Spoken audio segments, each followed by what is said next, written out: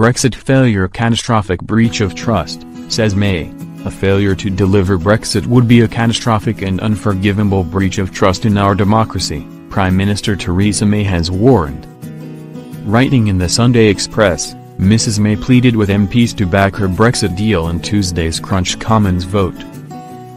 Not doing so risks the UK leaving the EU with no deal or Brexit not happening at all, she said. Meanwhile, No 10 is said to be alarmed at the prospect of MPs taking control of Brexit if Tuesday's vote is lost. Writing in the Sunday Express, Mrs. May said the Commons vote on her Brexit withdrawal deal would be the biggest and most important decision that any MP of our generation will be asked to make. The PM is widely expected to lose the vote on the withdrawal agreement she reached with the European Union, something some ministers have said will lead to Brexit paralysis. Mrs. May said, "When you turned out to vote in the referendum, you did so because you wanted your voice to be heard.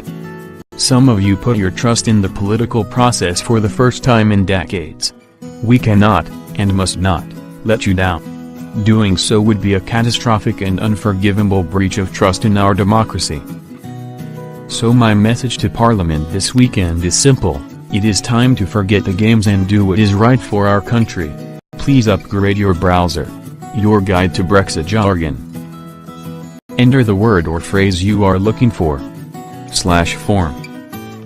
Mrs. May's warning came as Downing Street was reported to be concerned about efforts by a cross-party group of MPs to change Commons rules to enable backbench motions to take precedence over government business if Mrs. May's deal falls. Under the Rebels' plan, reported in the Sunday Times, the government could lose control of parliamentary business, which could threaten Brexit legislation and its ability to govern. BBC political correspondent Chris Mason said one possibility was that backbenchers could legally compel the government to delay Brexit beyond the said departure date, a proposal some MPs have already called for. It was previously thought only ministers could extend the two-year Article 50 process which governs how a member state leaves the EU.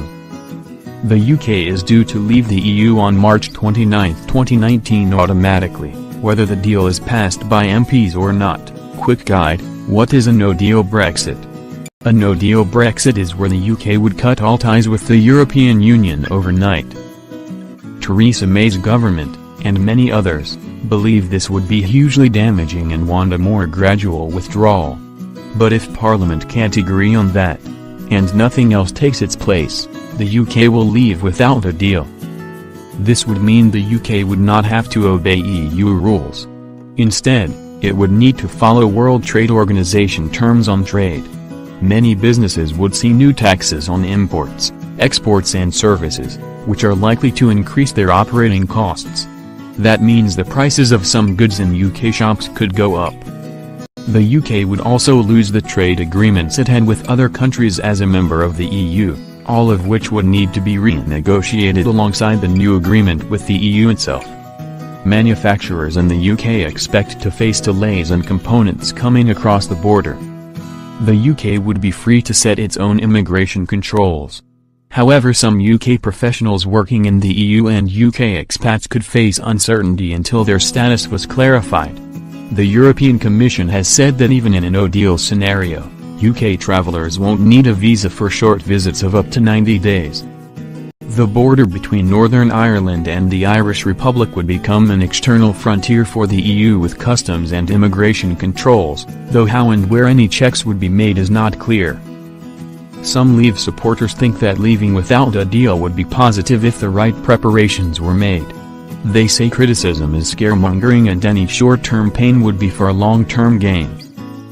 But critics, including both Brexit supporters and opponents, say that leaving without a deal would be a disaster for the UK, driving up food prices, leading to shortages of goods and gridlock on some roads in the southeast resulting from extra border checks.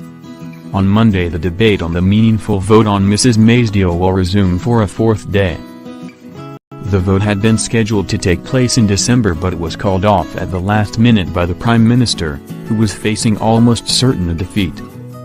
Last week the government was defeated twice in the Commons on Brexit votes. In the first, MPs backed an amendment aimed at making it more difficult to leave the EU without a deal. while in the second they voted for the government to come back to the Commons with a Plan B for Brexit within 3 days should it lose Tuesday's vote. More than 100 Conservatives and 10 DUP MPs are among those set to oppose the government's deal on Tuesday. Labour is also set to vote against the deal, but leader Jeremy Corbyn has resisted growing calls from within his own party to get behind another EU referendum, insisting a general election is still his top priority if the deal is rejected. If you feel like you ought to know more about Brexit,